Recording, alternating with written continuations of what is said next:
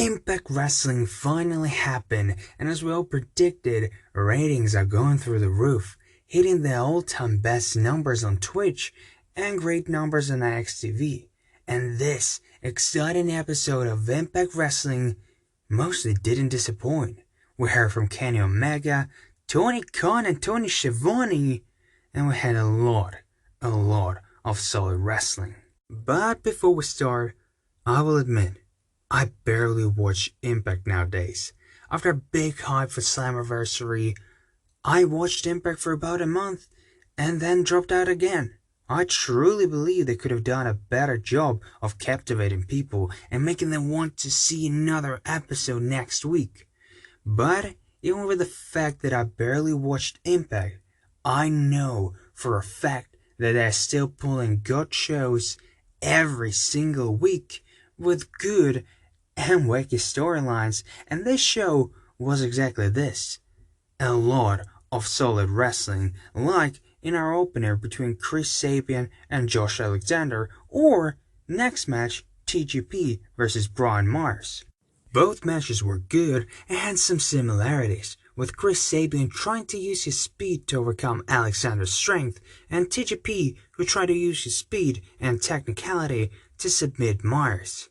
Opener ended with Sabin getting a quick roll-up for 3 count after a very good match and after a very unnecessary interference from Ethan Page, who was on the ringside throughout this whole match. And throughout this match, he tried to make Josh as vicious as possible, which at the end only cost him a victory. And it seems like this storyline so far will lead to a full North dissension due to Ethan Page's contract running out at the end of this year. Actually, this set of taping was his last, and nobody knows what the hell he will do next in his career. Will he go to AEW? Will he stay in Impact? Or whether he will go to WWE? We're gonna have to wait and see. But for now, everything we know, North is not okay, and probably they're going to break up. But in the next match, surprisingly, TGP lost to Brian Myers, and I know some of you are thinking, wait, Kurt Hawkins, now Brian Myers. He had this gimmick in WWE of a constant loser. He has a different gimmick now. What is it?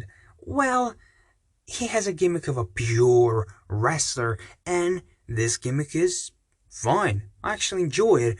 Something that is not fine, it's him taking a victory. Why? Well, in the next segment, we're gonna see the current X Division champion confront TGP and tell him that the next pay-per-view, next Sunday, he'll be the only one who will no longer gonna be able to challenge him for the X Division title in his open challenge, which most likely gonna lead to TGP come out as a suicide, win the match, reveal himself to be TGP, and then celebrate with the title. Which means he didn't have to lose this match at all. But you know what? I'm just gonna roll with it because the whole juicy part just getting started. Because next, we have one of the best and without a doubt the funniest thing on the show, Tony Khan's paid advertisement. And oh my god, this thing was hilarious. Starting from, hey, Kenny, I could have actually stopped you appearing on Impact if I wanted to by just basically suing you, but I won't. Saying that he could have easily bought Impact Wrestling if he wanted to, which is a nice settled thing to say because a lot of people started to speculate before the show, maybe, just maybe, Tony Khan will actually buy Impact to make it some sort of a Dynamite replacement, or a place where Dynamite talents that are not usually on TV can practice and have some screen time, which is a nice thing to think about, but it will not happen 100% guarantee. But the funniest thing was Tony Schiavone, who proves to me and to all of you that he is a pure gold. Some of his comments were absolutely hilarious, and the one that absolutely killed me was, yeah, I was an Impact for one night, and then I left the business for 18 years. It just straight up killed me. the funniest thing on the show, quite possibly the best thing on the show, apart from Kenny Omega's interview. It was just great. After this, we had Eric Young, who beat Cody Denaire in a very throwaway match with nothing special happening in it, apart from maybe Rhino appearing at the end after the match, trying to save Cody Denaire from Eric Young beat up. After this, we had another throwaway match between Rosemary and Taya Valkyria versus Donna Purrazzo, the world champion, if you forgot, the knockout champion, and Kimberly in a tournament match to declare the knockout tag team champions. As I said, again, throwaway match with some cool moves from a couple of women, but overall, a little bit too sloppy, a little bit too long for my taste, but still not a bad match. After this, we had another dodgy segment because it was a Sami Callihan promo, and if you haven't followed the storyline fully, you're trying to explain it for new viewers, but not very much successfully, because what we found out in this promo is Sami Callihan is a viewer's bringer. He once upon a time, couple of years ago, beat up Eddie Edwards with a baseball bat, and for recent actions, Ken Shamrock was suspended for whole months. But then he was rudely interrupted by his wife, and she said she didn't come along, and Eddie Edwards beat up Sami Callihan after this. As I said, as a person who didn't follow the story fully, I didn't fully enjoy the segment. It wasn't bad, but it was a little bit out of place. Then we had our in-ring main event, Chris Bay and Moose versus Rich Swann, Impact World Champion, and Willie Mack. It was a great match, starting at a pace of 100 between Chris Bay and Rich Swann, doing a lot of flippy shit because this is exactly what they do, and then bringing Willie Mack, who can do a lot of flippy stuff as well, but also he's a big lad that will allow him to do a lot of strong style shit. That's why you need to bring Moose to slow down the pace, absolutely brutalize Willie Mack, and allow Chris Bay to take an opportunity and take a pin after a dead body of Willie Mack will lay down at the middle of the ring after a great looking spear and awful punches right in the face from the Moose. As I said, it was a good match, very fast paced, very interesting to see Chris Bay picking up a victory before his match at next Sunday for the world title against Rich Swann. As I said, good match. Looking forward for Rich Swann versus Chris Bay because Chris Bay is a star in the making and he should be the future world champion down the line.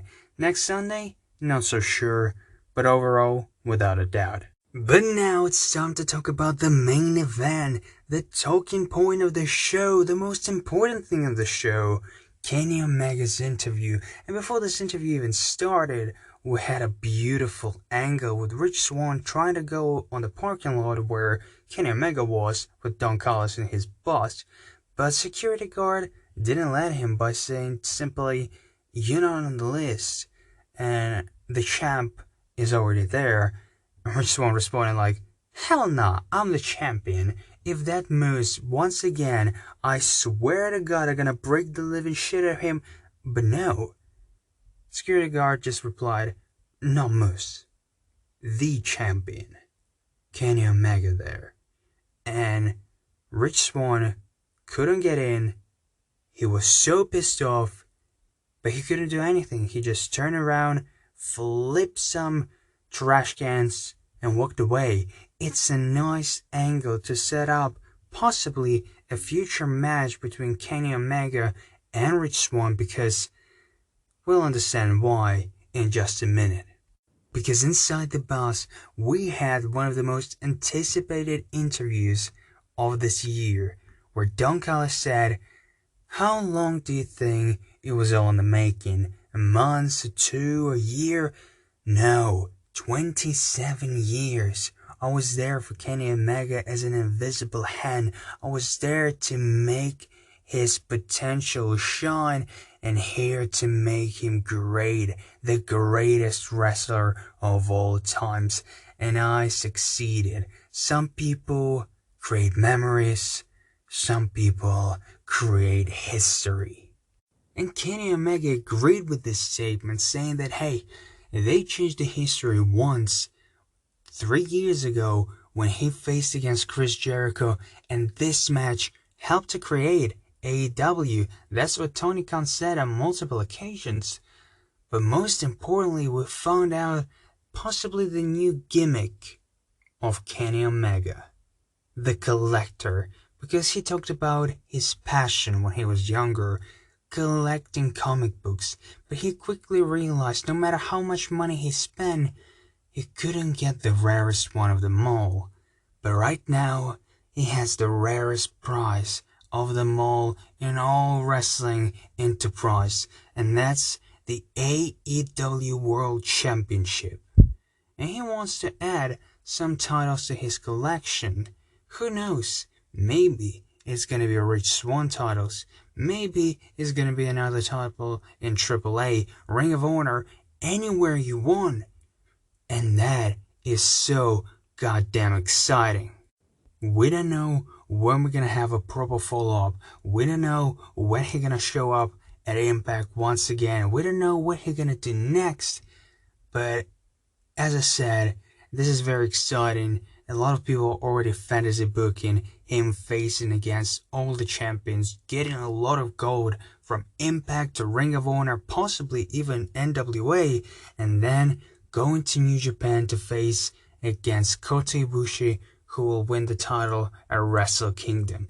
Beautiful storytelling, and I cannot wait because we already created so many interesting booking ideas in our hands, and it will be very intriguing to see how AEW will be able to portray them in this current world where collaboration between promotion is still a little bit of a weird thing, and most importantly, there's still a pandemic, so if you're gonna travel a lot, well, it's gonna be hard to come back to Jacksonville every single week.